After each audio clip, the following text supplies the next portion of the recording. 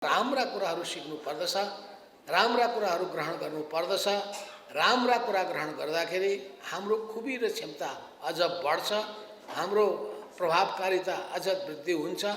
त्यसले परिणाम सुखद दिन्छ, परिणाम राम्रो ल्याउँछ। त्यसो हुनाले कमी कमजोरी कोबाट कति भयो, कुन तहकाबाट भयो, कुन पदाधिकारीबाट भयो, त्यो अझै तपाईहरुले ममा गर्नुहोस्, आत्मसमीक्षा गर्नुहोस्, आत्मालोचना गर्नुहोस् र त्यस आधारमा फेरि नयाँ ऊर्जाका साथ, नयाँ शक्तिका साथ अगाडि बढ्नुहोस्। किनभने हिजो पनि मैले भने कि नेपालको राजनीतिमा हाम्रो पार्टी जस्तो एउटा इमानदारिता, निष्ठा, समर्पण, देशभक्तिको भाव र त्यसपछि जनताप्रतिको, जनताका दुःख कष्टप्रतिको चिन्ता सरोकार र समाजवादप्रतिको हाम्रो समर्पण, कम्युनिस्ट आन्दोलनप्रतिको हाम्रो निष्ठा, मार्क्सवाद लेनिनवादप्रतिको प्रतिबद्धता अरूमा कति छ त्यो बेग्लै मूल्याङ्कन गर्नुपर्ने विषय छ। तर यी सबै चिजलाई हेर्दाखेरि हाम्रो लामो अनुभव, हाम्रो लामो इतिहास, यी सबै चिजले गर्दाखेरि कम्युनिस्ट आन्दोलनले धेरै लाभ उठाउन सक्छ। नेपालको लोकतान्त्रिक आन्दोलन अझै सशक्त भएर जान सक्दछ र यो लोकतान्त्रिक आन्दोलनको सामु रहेका चुनौती मध्ये तपाईहरुले सुझाव मात्र राख्नुभएको छ। यो दक्षिणपन्थी प्रवृत्ति मतलब प्रतिगमनकारी दरबारिया शक्तिले टाउको उठाउन खोजेको पक्षको पनि चर्चा हुनुपर्छ भन्ने कुरा ठिकै हो, त्यो पनि राख्नु पर्दछ। थोरै होला, पहिले अलि बढी गतिशील गतिविधि गरिरहेका थिए, अहिले त्यहाँभित्रको अन्तर्विरोध बढिसकेपछि र कमल थापाहरूले त्यहाँ विद्रोह गरिसकेपछि त्यहाँ अलिकता उनीहरूमा धक्का महसुस भएको होला उनीहरूलाई। तर यी सबै पक्षहरू पनि हामीले त्यहाँ राख्न सक्छौँ, तर हामीले छोटो मिठो प्रतिवेदन तयार गर्न खोज्यौँ। यो त विवादै भएन नि भने निर्वाचन आयोगमा अलग नाम, अलग पार्टी, अलग दर्ता, अलग नेता, अलग नेतृत्व, अलग विचार भएर पार्टी दर्ता गरेको भनेकै हाम्रो पार्टी एक्लै जानलाई हो। अझ मुख्य भन्छ हाम्रो पार्टी मात्र हरेक पार्टी यदि सबै कुरो मिलायो भने चाहिँ भिन्दै पार्टी दर्तै हुँदैन नि। अहिले 150 पार्टी दर्ता भएको छ, केही न केही नमिलेर एक्लै हिँड्नलाई दर्ता भयो। त्यस कारणले तर बाटोमा एक्लै हिँड्न नि पाइयो। कहिलेकाहीँ चाहिँ जङ्गल सङ्गल आएको बेलामा यसो बाघ भालुदेखिसँग डर लाग्ने स्थिति आयो, बाघ भालु भेटिन्छ कि भन्यो भने मिलेर नि हिँड्नु पर्यो। त्यस कारणले बहुदलीय व्यवस्थामा इलेक्सनमा चाहिँ नि एक्लै हिँड्ने, कुरो मिल्ने, बढी प्रतिशत कुरो मिल्नेसँग सहकार्य गर्ने, त्यो चाहे चुनाव लड्दा होस् अगाडि वा नभए चुनाव पछाडि गठबन्धन गर्दा होस् भने यो सामान्य प्रक्रिया हो। त्यस कारणले उहाँले भनेको कुरो नि सत्य हो, मैले भनेको कुरो नि सत्य हो। एक्लै जितेर जाने आधार तय गर्छु भन्नु भएको छ तपाईँ। त्यो एक्लै जितेर जाने वडा कमिटी समेत गठन गर्नु यो देशको कसले भने कसले वडा कमिटी गठन गरिराख्नु गर्न हिँड्ने हामी त्यो भन्ने चाहिँ को बदमास बुझ्यो। 753 मै भइसक्यो। 753 गाउँपालिकामा हाम्रो गाउँ कमिटी गठन भएको छ। यसको कुनै चिन्तै छैन नि। त्यत्रो आँट ह्याकुला मुटु लिएर नै अगाडि बढायो हो, नत्र भइरहेको आनन्दको घर छोडेर नयाँ घर निर्माण गर्न हिँड्थ्यो। यो बनाउन सक्छु, योभन्दा बलियो बनाउँछु, योभन्दा राम्रो बनाउँछु, योभन्दा आकर्षक बनाउँछु। त्यस्तै गरी पार्टी बनाउँदा पनि अरू पार्टीभन्दा बलियो पार्टी बनाउँछु। सबै कुरो विचार गरेर ठिक चाहिँ नि पार्टी हामी निर्माण गर्न सक्छौँ र जनताको पक्षमा काम गर्न सक्छौँ, राष्ट्रको पक्षमा काम गर्न सक्छौँ भनेर अलग पार्टी दर्ता हुनाले एक्लै हिँड्ने कुरो ठिक हो। तर निर्वाचन लगायतका कुराहरूमा अगाडि वा पछाडि आवश्यकता अनुसार सहकार्य हुने कुरो यो आम कुरो हो, कुनै नयाँ कुरो होइन। अनि एउटा कुरा, अब एमसीसी को बारेमा भोट माग्न जाँदा के भनेर बुझाउनुहुन्छ जनतालाई? केही पनि बुझाउनै पर्दैन। जे छ अध्यक्षले प्रतिवेदन पेश गर्दाखेरि चाहिँ सोशल मिडियामा जति पनि एमसीसी विरुद्धको पोस्टहरू कार्यकर्ताले हालेका थिए ती चाहिँ अब नहटाई स्पष्टीकरण सोध्छु भन्नु होइन। 2-5% भनेको हरेक विचारमा मार्क्सवादका नि विरोधी छन्, गान्धीवादका नि विरोधी छन्, पुँजीवादका विरोधी पनि छन्, समाजवादका विरोधी पनि छन्। हरेक चिजमा केही न केही मत भिन्नताहरू रहन्छ, हरेक पार्टीमा रहन्छ, हरेक व्यक्तिमा रहन्छ। मनमनमै हाम्रो पर्सनल एक्लैको चिन्तनमा पनि रहन्छ अन्तर्विरोध, यसो गर्ने कि यसो गर्ने। त्यस कारणले यत्रो विशाल पार्टीमा चाहिँ नि कसैको के मत आउनु, कसैको के मत आउनु कुनै ठुलो कुरो होइन। एमसीसीमा चित्त 90-95% बुझाउनु होला, 2-5%ले बुझेन होला, उहाँ बुझ्ने क्रममा हुनु होला भने त्यसले गर्दा यो एउटा जीवन्त पार्टीमा बहस हुने, फरक राय हुने, फरक विचार हुने र फरक आफ्नो धारणा आउनु यो अनौठो कुरो होइन। हामी तपाईँहरूले उठाउनुभएका विषयवस्तुहरू, दिनुभएका सुझाव सल्लाहहरूलाई ध्यानमा राखेर म यहाँ विचारहरू राख्न चाहन्छु। कमरेडलाई थाहा छ कि भदौको पहिलो हप्ताबाट हामीले पार्टी निर्माणको काम सुरु गऱ्यौँ। हुन त यसको सुरुवात हिजो पनि मैले चर्चा गरेका थिएँ कि 2077 सालको चैत्र 4 र 5 गतेको राष्ट्रिय कार्यकर्ता भेलाबाटै भएको थियो। प्रारम्भिक विद्रोहको आवाज त्यतिखेरै हामीले ध्वनित गरेका थियौँ, प्रतिध्वनित गरेका थियौँ। तर पनि हामीले सङ्घर्ष र रूपान्तरणको नीति अवलम्बन गरेका थियौँ। केपी ओलीका प्रवृत्तिका विरुद्धमा सङ्घर्ष गर्ने, सकिन्छ भने रूपान्तरण गर्ने। त्यसअघि पनि अनेकौँ समयदेखि यही प्रयत्न जारी थियो। नेकपा एमाले हुँदाखेरि 2071 सालमा 9 महाधिवेशन सम्पन्न भइसकेपछि, उनको त्यो रवैयाहरू देखिसकेपछि, उनीहरूमा अनेकौँ खालका विसङ्गतिहरू देखिसकेपछि, पार्टीभित्र समस्याहरू प्रकट हुन थालिसकेपछि, पार्टीभित्र वाद विवादहरू उत्पन्न भइसकेपछि त्यसका विरुद्धमा हामीले सङ्घर्ष गर्दै सुध्रिन्छन् कि भनेर हामीले आशा गरेका थियौँ। त्यसै बिचमा दुईटा पार्टीको एकीकरण भयो। एकीकरण भइसकेपछि अब त सुध्रिएलान् भन्ने हामीलाई लागेको थियो, तर उनी सुध्रिएनन्। उनले त्यो दुईटै पार्टी बिचको एकतालाई आफू शक्तिशाली हुने भर्याङको रूपमा प्रयोग गर्न चाहे। फलस्वरूप उनले सबै ठाउँमा मनपरी गर्न थाले। मनपरी गर्न थालिसकेपछि फेरि सङ्घर्ष भयो। उनी अल्पमतमा परे। अल्पमतमा परिसकेपछि उनले पार्टी एकतालाई भङ्ग गर्ने उनले पहल गरे। उनले पार्टी एकतालाई भङ्ग गर्ने एकातिर, अर्कोतर्फ संसदलाई भङ्ग गर्ने काम दोस्रोतिर, दुवैतिर उनले हात हाले। संसद भङ्ग गरियो, प्रतिनिधि सभा भङ्ग भयो, जुन कि असंवैधानिक कदम थियो। संविधानमा भएको व्यवस्थाले मेल खाँदैनथ्यो। अदालतले उनको त्यो निर्णयलाई उल्टाइदियो। तर फेरि उनले अर्को षड्यन्त्र गरे र षड्यन्त्र गरेर पार्टी विभाजित गर्ने काममा उनले नै भूमिका खेले। विभिन्न निकायलाई उनले उपयोग गरे। त्यसपछि फेरि पुनर्स्थापित भएको प्रतिनिधि सभा अब अगाडि बढ्न सक्दछ कि भन्ने लाग्दाखेरि त्यो सम्भव देखिएन। उनले त्यसै बिचमा पार्टी विघटन गरे, दुईटा टुक्रामा बाँडिदिए र एमाले भित्र पनि उनले हामीहरूलाई कारबाही गरेर निकाले। एकलौटी गुटको बैठकलाई केन्द्रीय कमिटीको बैठकको संज्ञा दिए। फलस्वरूप हामी बाध्य भयौँ त्यसपछि चैत्रको 4 र 5 गतेको राष्ट्रिय भेलामा सहभागी भयौँ। मलाई लाग्छ यी सबै कुराहरू कमरेडलाई सम्झना हुनुपर्दछ। होइन भने तपाईँहरूले भन्नुभएको छ यी केही कुराहरू पनि थपिदियो भने सबैलाई फेरि ताजा हुन्छ भनेपछि यो प्रतिवेदनमा यी अंशहरू फेरि थपिदियो भने राम्रै हुन्छ। सरसर्ती घटनाक्रमहरू आयो भने निर्वाचनको बेलामा यो दस्तावेजले एउटा सामग्रीको काम पनि गर्न सक्दछ। सरसर्ती घटनाक्रमहरूको चर्चा गर्यो भने उनका सबै कामहरू, प्रवृत्तिहरू हाम्रो दिमागमा ताजा भएर आउँछ। खण्डन गर्न, भण्डाफोड गर्न र तथ्य प्रस्तुत गर्न त्यसले सजिलो बनाउँछ। हो ती सबै सिलसिलामा हामीले पछि बाध्य हुनु पर्यो र पार्टीलाई एउटा वैधानिकता दिनु पर्यो। वैधानिकता दिने कुराको सन्दर्भमा स्वाभाविक रूपमा लोकतन्त्रको पक्षमा भएकाहरू वामपन्थी शक्तिहरू एकताबद्ध भए।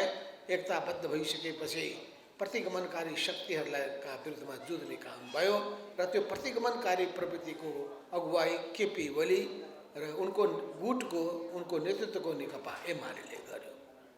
र यी सबै सन्दर्भमा हामीले सङ्घर्ष गर्दै जाँदाखेरि भदौको 2 गतेका दिनमा हामीले पार्टी दर्ता गर्नका लागि निर्वाचन आयोगमा हामीले आवेदन दियौँ आवेदन दिइसकेपछि अनि सबै वैधानिकता पुर्याउने क्रममा नै भदौको 9 गते हामीले औपचारिक रूपमा हाम्रो पार्टी दर्ता भएको जानकारी प्राप्त गर्यौँ।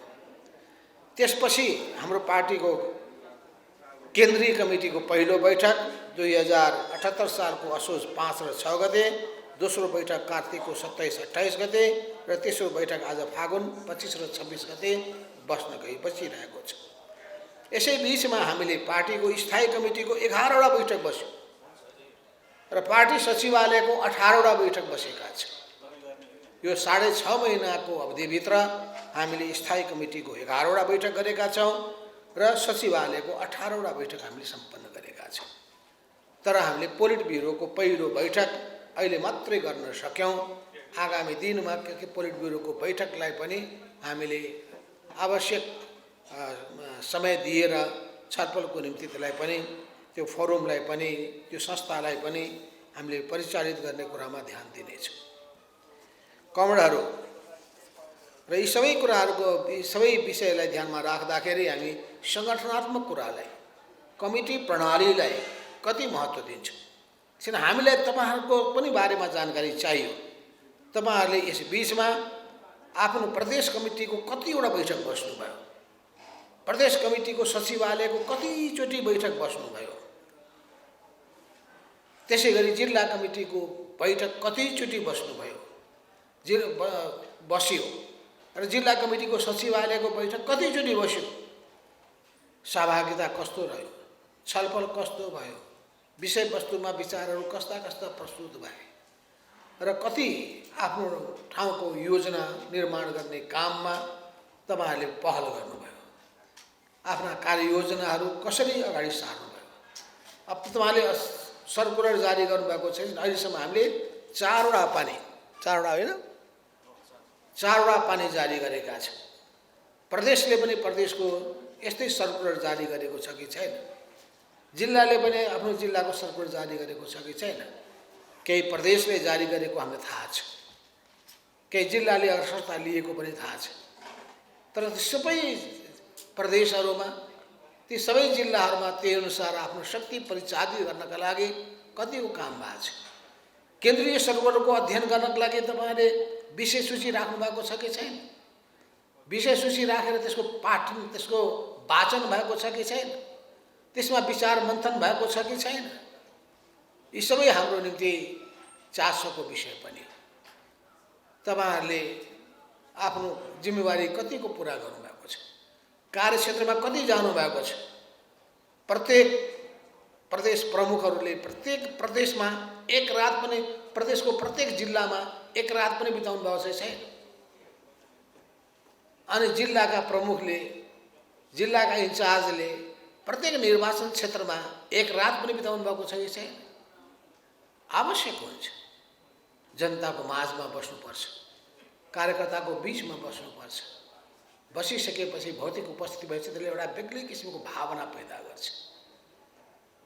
त्यस हुनाले हामीले समय समयमा विभिन्न खालका अभियान पनि चलाइरहेका हुन्छौँ। किनभने योजना बनाइएन भने पनि, कमसेकम नियमित हाम्रो कार्यतालिका भएन भने पनि अभियानको रूपमा लाँदाखेरि पनि त्यसले तरङ्ग पैदा गर्दछ। र अहिले यो निर्वाचनलाई हामी केन्द्रबिन्दुमा राखेर नै हाम्रो पार्टी गतिविधिलाई अघि बढाउन चाहिरहेका छौँ। पार्टी निर्माण गर्न खोजिरहेका छौँ, पार्टीको विस्तार गर्न खोजिरहेका छौँ, कमिटी नबनेका ठाउँमा कमिटी बनाउने कुरामा जोड दिइरहेका छौँ।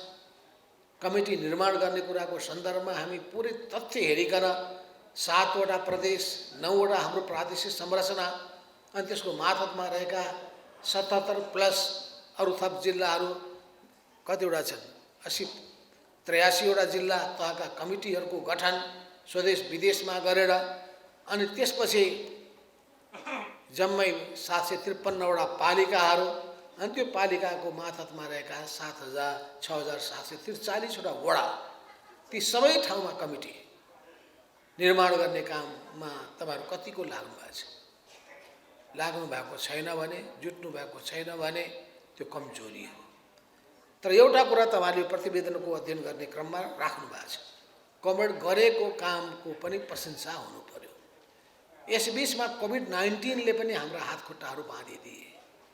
त्यसले गर्दाखेरि पनि समय हेर्दाखेरि 6.5 महिना जस्तो भनेर गणना त गर्न सकिएला, तर कोरोना महामारीको असरले गर्दाखेरि पनि हाम्रो गतिमा त्यसले असर पार्यो, गति रोकिदियो, अवरुद्ध गरिदियो, बाधा खडा गर्यो। त्यो पनि सत्य हो।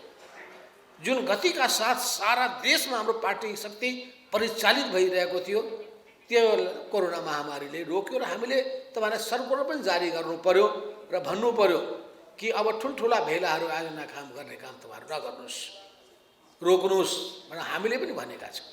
त्यसैले यो पनि कुराहरू पनि हाम्रो प्रतिवेदनमा आइदिनु जरुरी पनि छ कि केन्द्रबाट नै सर्कुलर पनि जारी भयो र कोरोना महामारीले गर्दाखेरि पनि हाम्रो गतिमा त्यसले केही असर पार्ने काम गर्यो।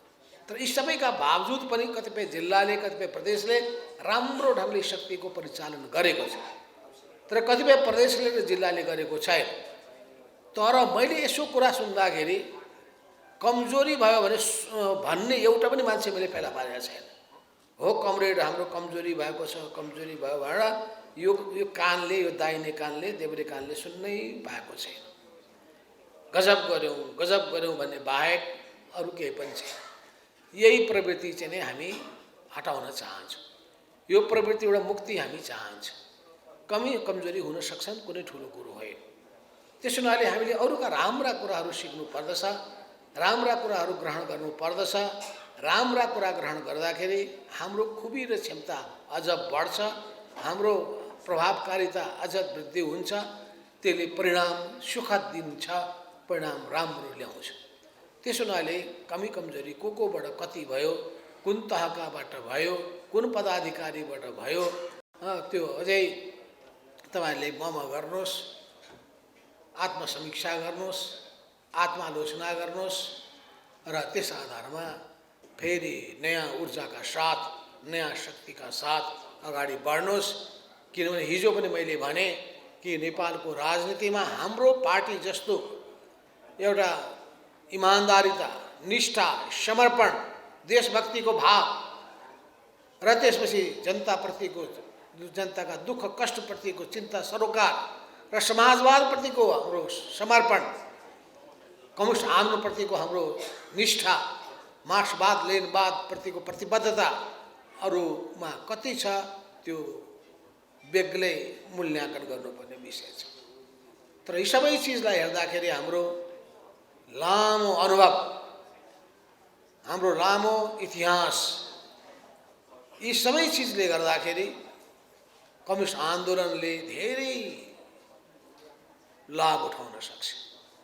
नेपालको लोकतान्त्रिक आन्दोलन अझै सशक्त भएर जान सक्दछ र यो लोकतान्त्रिक आन्दोलनका सामु रहेका चुनौतीमध्ये तपाईँहरूले सुझावमा राख्नुभएको छ यो दक्षिणपन्थी प्रवृत्ति, मतलब प्रतिगमनकारी दरबारिया शक्तिले टाउको उठाउन खोजेको पक्षको पनि चर्चा हुनुपर्छ भन्ने कुरा ठिकै हो, त्यो पनि राख्नुपर्दछ। थोरै होला, पहिले अलि बढी गतिशील गतिविधि गरिरहेका थिए, अहिले त्यहाँभित्रको अन्तर्विरोध बढिसकेपछि र कमल थापाहरूले त्यहाँ विद्रोह गरिसकेपछि त्यहाँ अलिकता उनीहरूमा धक्का महसुस भएको होला उनीहरूलाई। तर यी सबै पक्षहरू पनि हामीले त्यहाँ राख्न सक्छौँ। तर हामीले छोटो मिठो प्रतिवेदन तयार गर्न खोज्यौँ।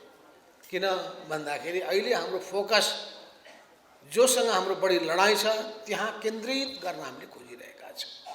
तर पनि सरस्वती प्रवृत्तिको चर्चा गर्दाखेरि यी जम्मै प्रवृत्तिहरू पनि केही थप्दाखेरि, केही लाइन मात्रै थप्दाखेरि त्यो प्रवृत्तिको चर्चा गर्दाखेरि राम्रै पनि हुन्छ। र त्यसो हुनाले यी कुनै कतिपय पक्ष तपाईँ सुझावको रूपमा विभिन्न टोलीहरूबाट आएको छ, त्यसलाई पनि हामी समेट्ने काम गर्नेछौँ। त कमरेडहरू, यसबारेमा अरू म भन्दै जानेछु। हाम्रो पत्रकार साथीहरूलाई बिदा गरिदिउँ। तेस्रो बैठकको अन्तिम दिन अर्थात् हिजो र आज 2 दिन हामीले बैठक गऱ्यौँ र आज बैठक समाप्त भएको छ। यो बैठकबाट हामीले हाम्रो पार्टीलाई आगामी स्थानीय तहको चुनावमा पार्टीको सम्पूर्ण शक्तिलाई परिचालित गर्ने गरी कार्ययोजनाहरू पारित गरेका छौँ। समसामयिक विषयमा केही समसामयिक प्रस्तावहरू पारित गरेका छौँ र हाम्रा पार्टी कार्यकर्ताहरूले आगामी दिनमा जनताको बीचमा कसरी जानुपर्दछ भन्ने केही नीति, केही कार्यक्रम, केही मागपत्र आदिका बारेमा राम्रो छलफल गरेका छौँ। मूलतः यो बैठकले पार्टीको राजनीतिक प्रतिवेदनलाई पारित गर्यो।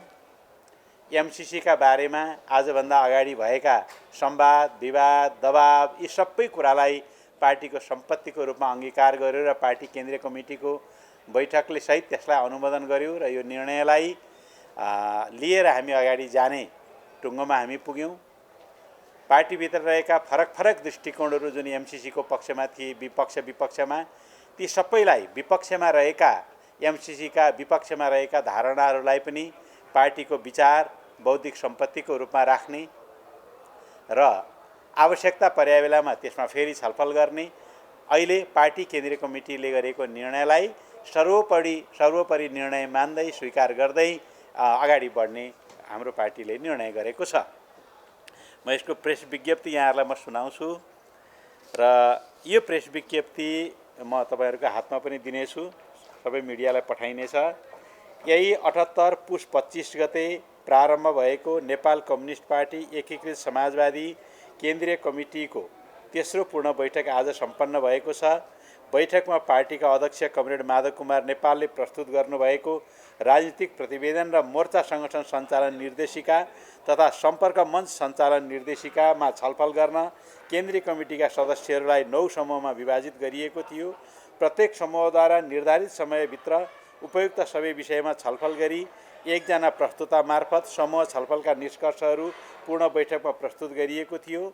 समूह छलफलका निष्कर्ष प्रस्तुत गर्नेहरूमा गण्डकी प्रदेशबाट कमरेड रेखा थापा बस्याल, सुदूरपश्चिम प्रदेशबाट कमरेड शेरबहादुर कुमार, मध्य प्रदेशबाट कमरेड सत्यनारायण यादव, 1 नम्बर प्रदेशबाट कमरेड धर्मराज पौडेल, बागमती प्रदेशबाट कमरेड विदुर सापकोटा, कर्णाली प्रदेशबाट कमरेड अमरबहादुर थापा, लुम्बिनी प्रदेशबाट कमरेड राजु गुरुङ, उपत्यका तथा सम्पर्क विशेष प्रदेशबाट कमरेड केदार सञ्जेल र मोर्चा तथा विभागबाट कमरेड प्रमेश पोखरेल हुनुहुन्थ्यो।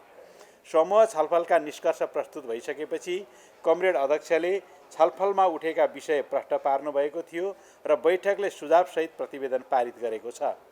पारित प्रतिवेदनमा वर्तमान अन्तर्राष्ट्रिय परिस्थिति, राष्ट्रिय राजनीतिक परिस्थितिको विश्लेषण, एमसीसी र त्यसको व्याख्यात्मक घोषणाको चर्चा, पार्टी पुनर्गठनदेखि हालसम्म भएका सङ्गठनात्मक कार्यहरूको समीक्षा र पार्टीको आगामी कार्ययोजना लगायतका विषय समेटिएको छ। बैठकले मोर्चा संगठन सञ्चालन निर्देशिका र सम्पर्क मञ्च सञ्चालन निर्देशिका पनि सुझावसहित पारित गरेको छ।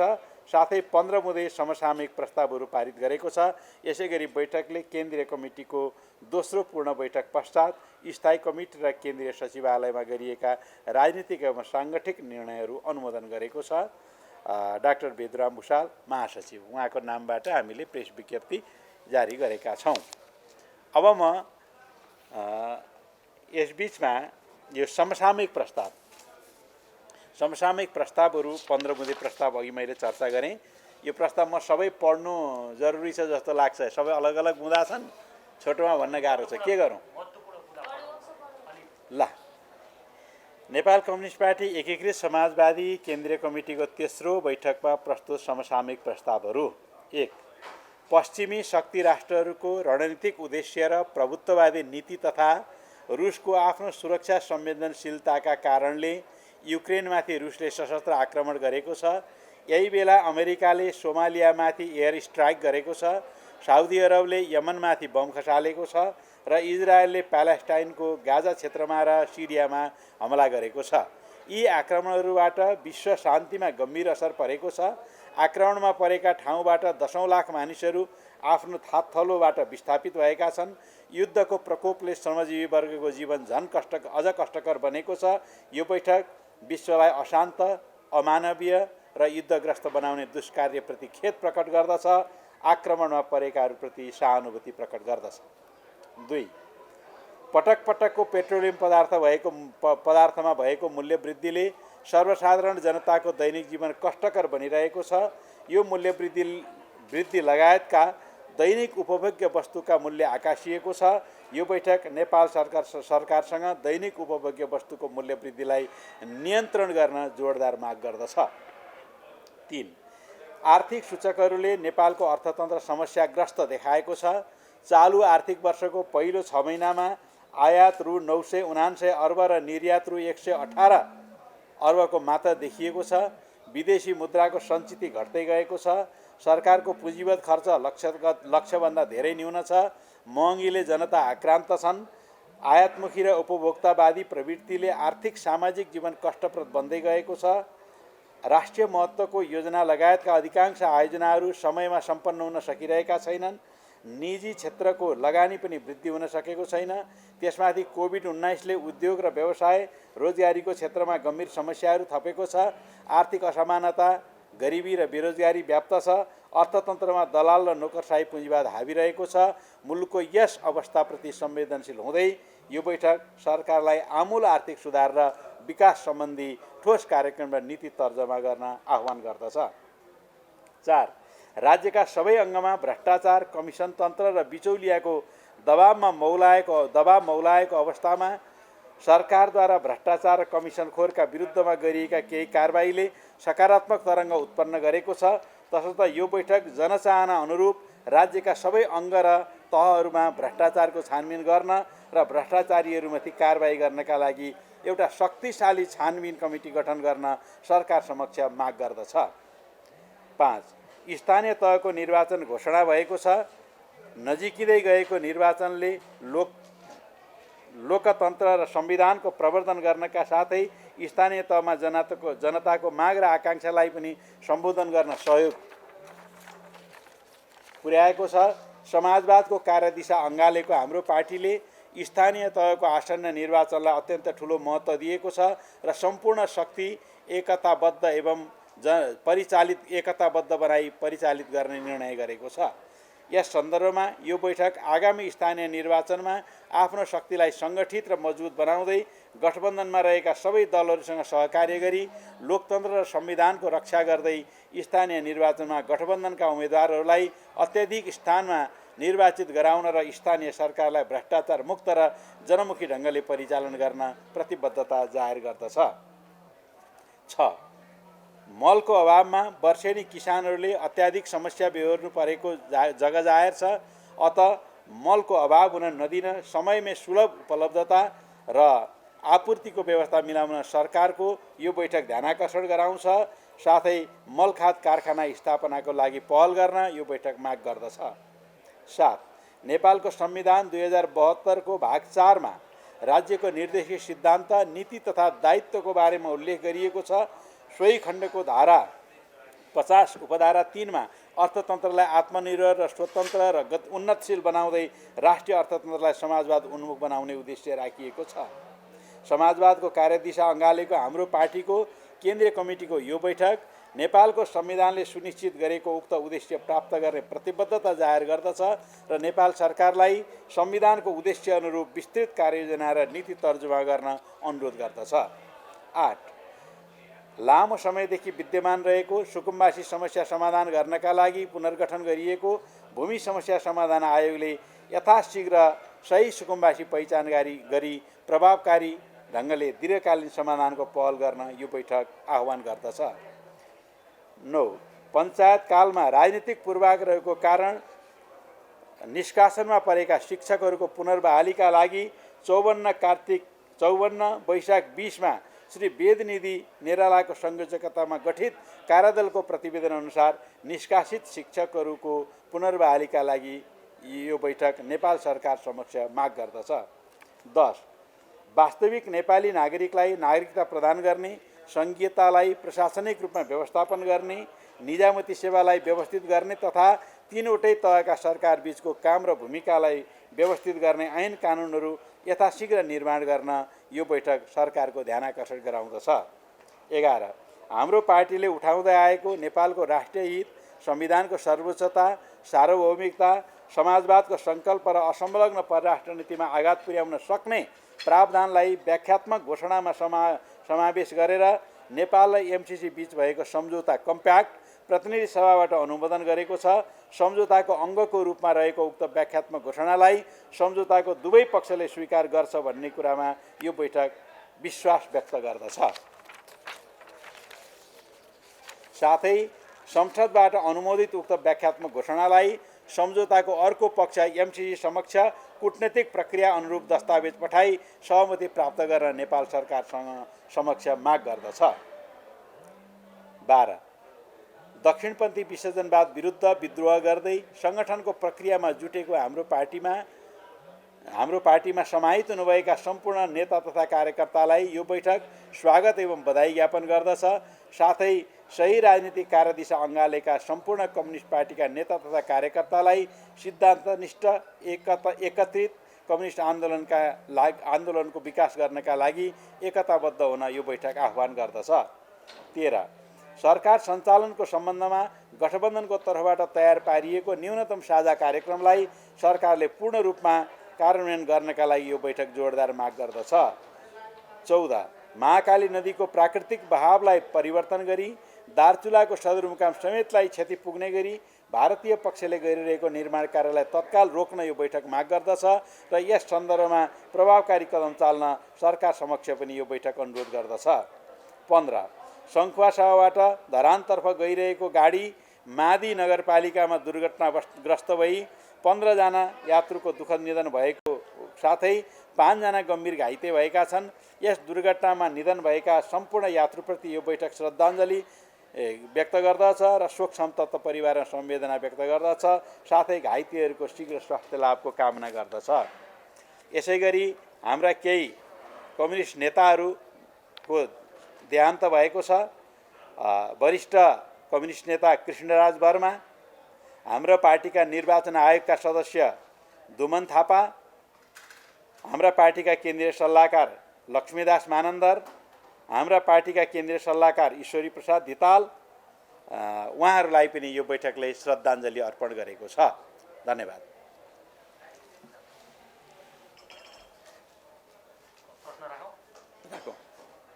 गठबन्धन चाहिँ यो चुनावसम्म पनि निरन्तर रहिरहन्छ भन्ने सुनिश्चितता त काङ्ग्रेसका पहिलो तह त नबनाऊ, दोस्रो तहका नेताहरू पश्चात चाहिँ देखिँदैन। सभापतिले चाहिँ अलिकति आकाङ्क्षै राखे पनि दोस्रो तहका नेताले चाहिँ गठबन्धनलाई लामो समय जान दिन्नन् भन्ने काहीँकै बाहिर सुनिन्छ। तपाईँहरूले कसरी लिनुभएको छ पार्टीको केन्द्रीय कमिटी?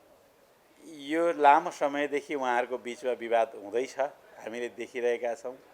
गठबन्धन अगाडि पनि बढिरहेकै छ, विवाद पनि चलिरहेकै छ। प्रधानमन्त्री तथा काङ्ग्रेस सभापति देउबा गठबन्धनलाई लामो समयसम्म लानुपर्छ भन्ने कुरामा आजसम्म प्रतिबद्ध देखिनु भएको छ। यो विरोधको स्वर कहिलेकाहीँ कुनै निश्चित प्रकारका उद्देश्यले पनि हुन सक्छन्, कहिलेकाहीँ दबाब दिन पनि हुन सक्छन्। हामी यसलाई नजिकबाट निहालिरहेका छौँ। अहिले जुन गठबन्धन छ त्यो गठबन्धनको मुख्य वाहक नेपाली काङ्ग्रेस रहेन भने त्यो बाहेक अरूको गठबन्धन बन्ने सम्भावनालाई चाहिँ कसरी? नरहने परिकल्पना गरिएको छैन। तर यदि कोही गठबन्धनबाट हट्छु भनेर सोच्छ भने बाँकी रहेकाले गठबन्धनलाई अगाडि बढाउनेछन्। किनभने गठबन्धन आजको देशको आवश्यकता हो भन्ने विषयमा हामी जानकार छौँ। नेकपा एमालेलाई चाहिँ स्थानीय तहको निर्वाचनमा कतिको प्रतिद्वन्दी मान्नुभएको छ तपाईँ? राजनीतिक दल हो, प्रतिद्वन्दिता मानिहाल्छौँ। तपाईँको विशेष टिप्पणी केही छैन। नेकपा एमालेबाट विद्रोह गरेर हाम्रो पार्टी बनेको छ, त्यो एउटा राजनीतिक दल हो। उसले हामीलाई जेसुकै भनेको भए तापनि उसलाई हामीले कम्युनिस्ट चरित्र भएको राजनीतिक दलको रूपमा स्वीकार गरेका छैनौँ, तर त्यो राजनीतिक दल हो। यसकारण त्यो दलसँग पनि हाम्रो चुनावमा प्रतिस्पर्धा हुन्छ र स्वच्छ प्रतिस्पर्धा गरेर हामी त्यो दललाई पनि निर्वाचनमा पराजित गर्न चाहन्छौँ। गठबन्धन बनेन भने तपाईँको राजनीतिक भविष्यमाथि नै प्रश्न गर्ने मान्छेहरू बढिरहेछन्। यसलाई चाहिँ कसरी हेर्नु? शङ्काको सुविधा सबैलाई छ। तिनै मानिसहरूले अर्को दिन आहा कति राम्रो परिणाम ल्यायो, म पनि एकीकृत समाजवादीतिरै लाग्छु भन्ने दिन आउने गरी हामी निर्वाचनमा प्रस्तुत हुनेछौँ।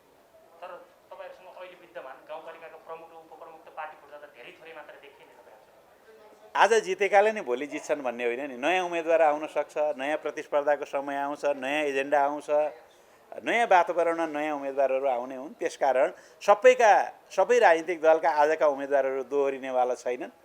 कोही दोहोरिएलान्, अधिकांश दोहोरिँदैनन्। यो हामीले देखेकै चलन हो। त्यसकारण अब लोकप्रियता हासिल गर्न सक्ने, हासिल गरेका कार्यकर्ताहरू उम्मेदवारमा उभिनेछन्। सक्यो साथी हो। अब यो प्रेस विज्ञप्ति एकैवटा लान सक्छ।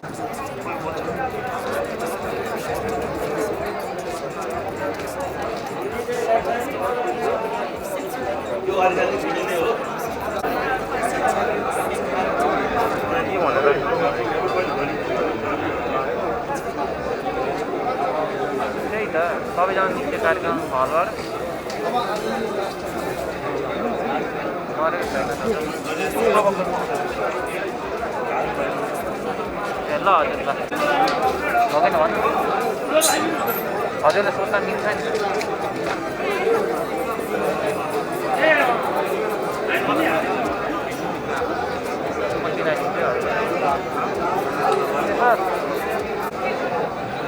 ल ल सबै बारिन लाग्यो